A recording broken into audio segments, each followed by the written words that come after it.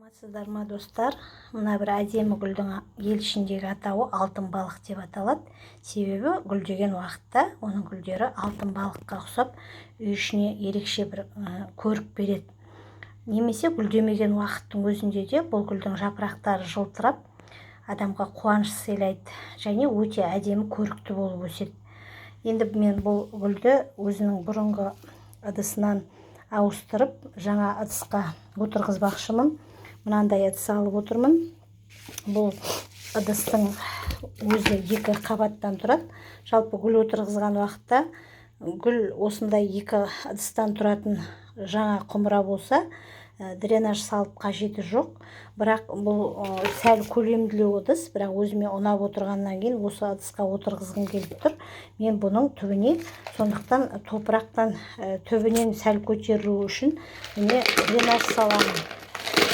Енді дренаждан бөлек мен бұның топырағын қазір әртүрлі топырақтарды қосып, қажетті тыңайтқыштарды қосып дайындаймын.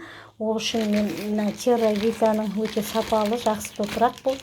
Соның әмбебап түрін аламын. Сонымен қатар бұл гүлдің топырағы өте жеңіл болуы керек, ауыр емес, тамырлары демалып тұратындай жеңіл болуы керек. Сондықтан міне перлит немесе агроперлит қосамын. Арнайы борпылдақ топырақ қосамын. Мынау өте жеңіл топырақ. Және су артық құйылып қойған жағдайда түбі тамыры шіріп кетпес үшін мынандай міне ағаштың ұнтақ көмірін қосамын. Және осы енді арнайы әдебиеттерде мамандар песок, құм қосуға болады деген екен, азғантай мөлшерде. Оны да қоспақшымын. Қазір осылардың барлығын белгілі бір мөлшермен, әрине 50% мына әмбебап топырақ болады, 50%-нан қалған мына қоспалардан қосамын. Осы топырақты дайындап, мен қазір мына ыдысқа отырғызамын. Өзімізге қажетті топырақты дайындап алып араластырдық. Және өзімнің гүл отырғызатын ыдысымның түбіне мынандай мөлшерде жаңағы ағаш көмірінің ұнтақталған түрін қосып жатырмын. Бұл тамыр шіріп кетпес үшін қажет дедік. Енді мен мына өзінің ескі ыдысынан бұл гүлді босатып аламын. Босатып алу үшін бұл өзі жеп-жеңіл болып тұр. Мына жан-жағынан қысып, ескі топырағының барлығынан ажыратып алып тастаймын. Мен бұрынғы ескі ыдысынан босатып алдым. Бұл 6 түптен тұрады екен. Ішінде міне үлкендеу түптері де бар, жаңадан жанына қосылып өскендері де бар. Жалпы тамырлары да барлығы да жақсы. Сондықтан мен үлкен ыдысқа міне 3 жақсы түпті бір отырғызамын. Жалпы бұл қалың болып өсу үшін бірнеше түпті бірге жаңағы бір ыдысқа отырғызған дұрыс. Және мынандай секілді бір шағын түптерінің өзі бұл да бір шама жақсы жетілген екен.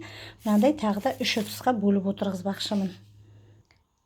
Осы арада бір кеңес бере кеткім келеді.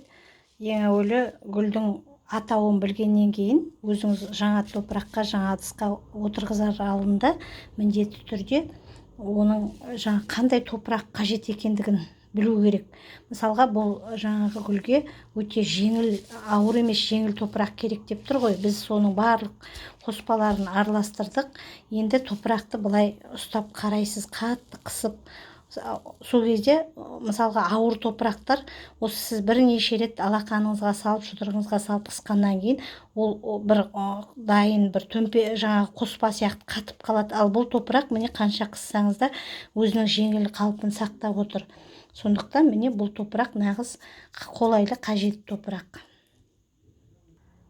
Топыраққа гүлді отырғызып болғаннан кейін мына түп жағынан жайлап қана ол тамыр жақсы бекіп кету үшін қатты болмағанмен сәл де болса нығыздап басып қойған дұрыс. Себебі ондай болмаған жағдайда жай әншейін топыраққа тыға салсаңыз, ол суылған сайын қайта қозғалып, тамыры ары қарай бекімей қалуы мүмкін. Мен жаңағы бір ыдысқа топтасқан алтын балық гүлін 4 ыдысқа бөліп отырғыздым. Бұрынғы ыдысы тар болғанға ұқсайды. Себебі мына гүлдердің көпшілігі бір жақ бағытқа қарай, міне жапырақтарының өзі теріс қарап тұрғандай қисайып тұр. Ыдыс тар болғандықтан да сөйтеді. Сондықтан ендігі жерде бұлардың ыдысы кең, өздеріне қолайлы жағдаймен жақсылап өсіретін болсаңыз, бұл өте әдемі, жақсы керемет гүлдердің қатарына айналады екен. Бұл гүлдің аты ел ішінде, тағы да айтайын, алтын балық деп аталған. Жалпы гүлдеу мерзімі көктем мен жаз, бірақ қыстың күні бұның жарық, фитолампа қосып жарық мол түсетін жағдайда ол қыс бойы тағы да гүлдеуі мүмкін. Жалпы шашырап түскен күннің сәулесін 12 сағат бойы күннің сәулесін жақсы көреді. Әрине тікелей түскен күннің сәулесінің астында емес, шашырап түсуі керек.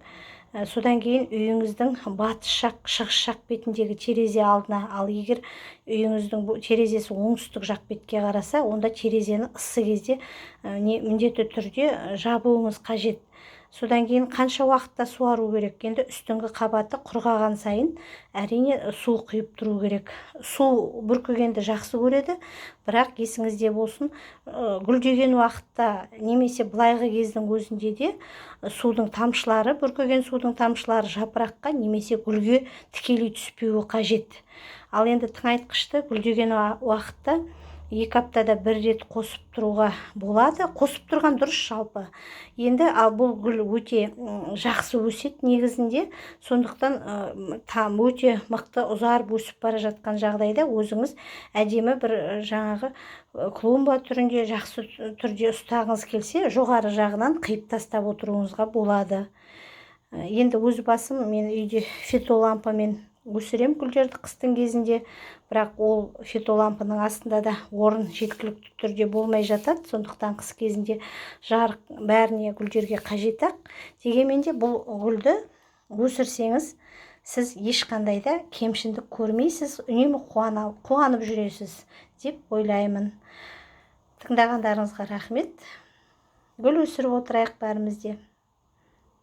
Сау болыңыздар.